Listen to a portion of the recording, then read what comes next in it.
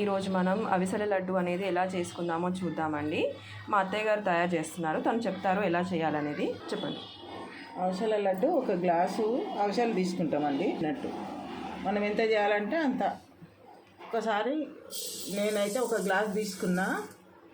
ఒక గ్లాసు త్వరగా వేయించుకోవాలండి లో ఫ్లేమ్లో పెట్టి వేయించాలి. అవునండి. పటపటాన్ని శబ్దం తక్కువయ్యే వరకు వేయించుతూ ఉండాలి. శబ్దం తక్కువైనాక ఆఫ్ చేసి వేరే ప్లేట్లకు తీసుకోవాలి.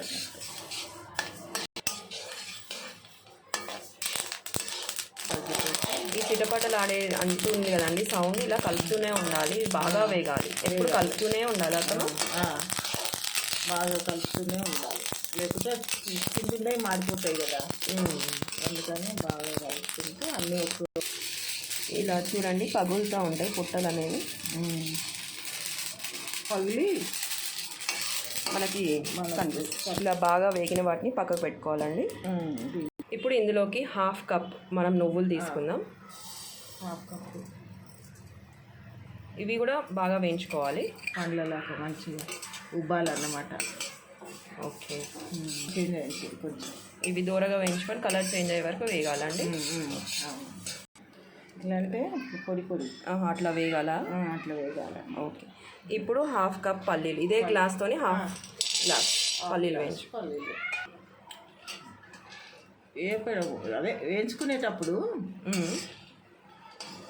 లో ఫ్లేమ్లో బాగా వేయించుకోవాలన్నట్టు.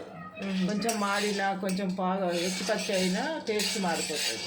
ఓకే, లో ఫ్లేమ్లో చాలా నిదానంగా బాగా వేయించుకోవాలి. వేయించే దాంట్లోనే టేస్ట్ ఉంటుంది అన్నమాట. ఈ పల్లీలు వేగిన తర్వాత పొట్టు తీసి పెట్టుకోవాలన్నట్టు. మిక్సీలో వేసేటప్పుడు చల్లగా అయినాక పొట్టు తీసి మిక్సీలో వేసుకోవాలి బరకగా.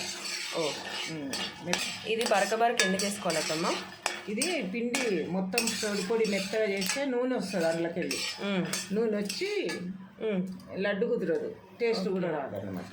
ఓకే, అందుకనే పొట్టు తీసి బరకగా చేసుకుంటే లడ్డు టేస్ట్ ఉంటుంది.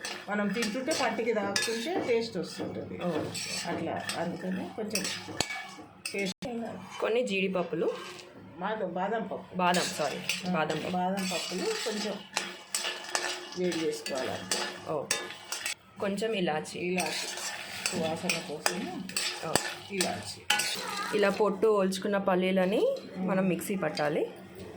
ఇలా కచ్చా పచ్చాగా పట్టుకోవాలి. అన్నీ విడివిడిగా పట్టుకోవాలండి.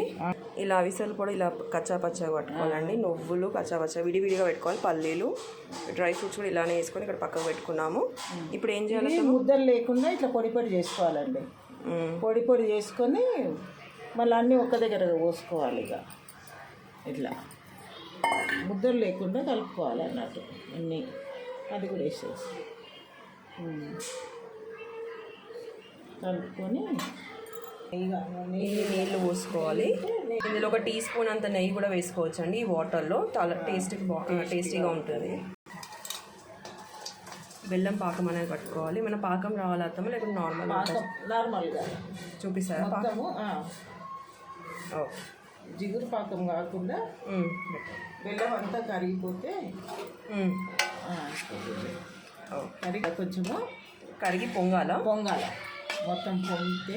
పొంగొచ్చింది కదా అత్తమ్మ, ఇప్పుడు వేసుకోవచ్చా? ఈ గడ్డలన్నీ కరిగిపోతే బెల్లం గడ్డలు ఇలా పోస్తూ కలపాలి.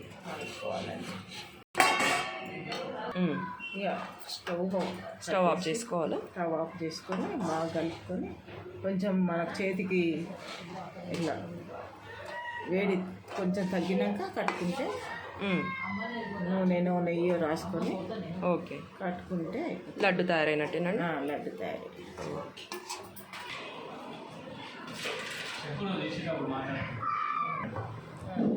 ఇట్లా ఒకటొకటి అన్ని లడ్డూలు చేసుకుంటే సరిపోతుందండి.